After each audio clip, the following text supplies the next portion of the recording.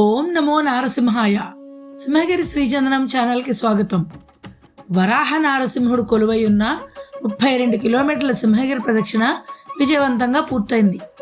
సుమారు 6 లక్షల మంది భక్తులు ప్రదక్షిణ చేసినట్లు అధికారిక లెక్కలు తెలియజేస్తున్నప్పటికీ మహావిశాఖ నగర ప్రధాన రహదారులన్నీ భక్తజన సంద్రాన్ని తలపించిన వేడుకకు హాజరైంది ఇంతేనా అన్న అతిశయోక్తిని కలిగిస్తున్న అధికారిక లెక్కలు.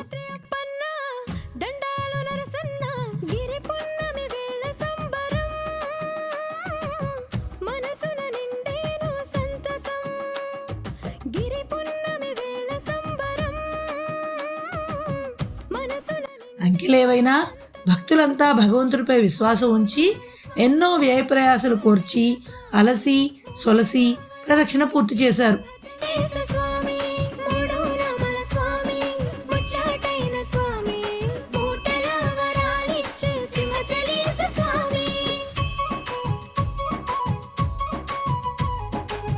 తొలిపావంచ వద్ద టెంకాయ కొట్టి భక్తులు ఉదయం నుండి ప్రదక్షిణ ప్రారంభించగా మధ్యాహ్నం 2 గంటలకు గోవా గవర్నర్, సింహాచలం ఆలయ వ్యవస్థాపక ధర్మకర్త పూసపాటి అశోక్ గజపతిరాజు జెండా ఊపి పూలరథం ప్రదక్షిణ ప్రారంభించారు. పులివేషాలు, తప్పెటిగుళ్ళు, కోలాటాల విన్యాసాలు, సాంప్రదాయ కేరళ వాయిద్యాల నడుమ పూలరథం కదిలింది.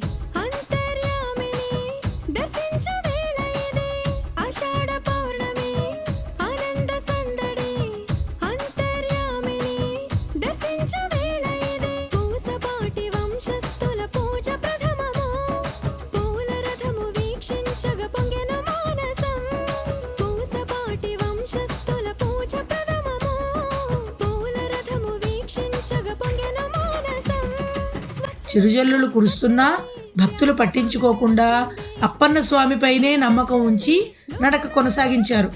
కొందరు గొడుగులు, మరికొందరు రెయిన్ కోట్లు ధరించి ప్రదక్షిణలో పాల్గొన్నారు. తలకి ప్లాస్టిక్ కవర్లు చుట్టుకుని కూడా నడక సాగించారు. సెల్ఫీలు తీసుకుంటూ కేరింతలు కొట్టుకుంటూ ఉత్సాహంగా ఉల్లాసంగా యువత ప్రదక్షిణలో పాల్గొన్నారు. ఒకప్పుడు మహిళల సంఖ్య అధికంగా ఉండే ప్రదక్షిణలో ఈసారి పురుషులు కూడా ఎక్కువగానే హాజరయ్యారు. వయస్సుతో నిమిత్తం లేకుండా అన్ని వయసుల వారు పోటీపడి మరీ ప్రదక్షిణకు పోటెత్తారు. సాయంత్రం 4 గంటల తర్వాత భక్తుల రద్దీ విపరీతంగా పెరిగిపోయింది. ప్రదక్షిణ ప్రారంభించడానికి వస్తున్న భక్తులు ఒకవైపు, ఉదయమే ప్రదక్షిణకు వెళ్ళి తిరిగి వస్తున్న వారు మరోవైపు కలిసి పాత గోశాల కూడలి నుండి తొలిపావంచ వరకు భక్తులు కిక్కిరిసిపోయారు. టెంకాయలు కొట్టే క్యూలు భక్తులతో నిండిపోయాయి. ప్రదక్షిణ పూర్తి చేసుకున్న భక్తులు రాత్రి సింహగిరికి చేరుకుని స్వామివారి దర్శనం చేసుకున్నారు. భక్తుల సౌకర్యం కోసం రాత్రి 10 గంటల వరకు స్వామివారి దర్శన భాగ్యాన్ని కలిగించారు. ఆషాఢ పున్నమి సందర్భంగా శ్రీ వరాహలక్ష్మీ నృసింహస్వామి వారికి తుది విడత చందన సమర్పణ సాంప్రదాయంగా జరిగింది. తెల్లవారుజామున సుప్రభాతంతో అర్చకులు స్వామివారిని మేల్కొల్పారు. చతుర్వేదాలు, పురాణ, ఇతిహాస, ప్రబంధ పారాయణుల నడుమ పాంచరాత్ర ఆగమ శాస్త్రాన్ని అనుసరించి అర్చకులు పూజలు నిర్వహించారు. అనంతరం అర్చక పెద్దలు 3 మణుగుల సుగంధభరిత శ్రీగంధాన్ని పొత్తి వస్త్రంతో కలిపి స్వామివారికి సమర్పణ చేశారు.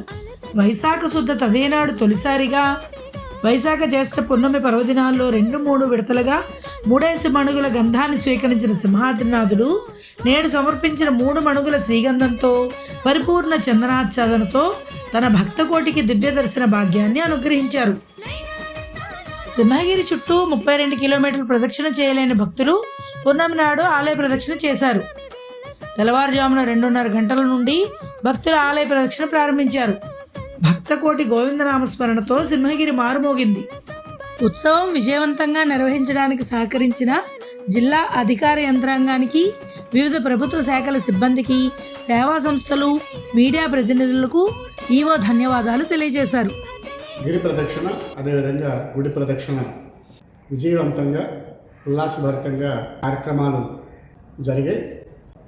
అలాగే 2500 నుంచి 3000 మంది వాలంటీర్స్ కూడా ఎక్కడికక్కడ భక్తులకి సేవలు అందించి 32 కిలోమీటర్ల గిరి ప్రదక్షిణలో సుమారుగా 28 సేవా కేంద్రాలు, 7 కంట్రోల్ రూమ్స్, అదేవిధంగా 1 district level command control room ద్వారా ఎక్కడికక్కడ పర్యవేక్షణ చేస్తూ ఎవరికి ఎటువంటి ఇబ్బంది కలగకుండా ఈ గిరి ప్రదక్షిణ అనేది ఒక మధురమైనటువంటి జ్ఞాపకంగా మిగిలిపోయేలా అన్ని శాఖలు సమన్వయంతో జిల్లా యంత్రాంగం, జిల్లా పోలీసు యంత్రాంగం, దేవాదాయ శాఖ, వాలంటీర్లు అందరూ కలిపి ఈ గిరి ప్రదక్షిణ 2026 గుడి ప్రదక్షిణ కూడా అత్యంత విజయవంతంగా జరుపుకున్నందుకు గాను అందరికీ మరొకసారి హృదయపూర్వకంగా కృతజ్ఞతలు తెలియజేస్తాను. ఓం నమో నారసింహాయ.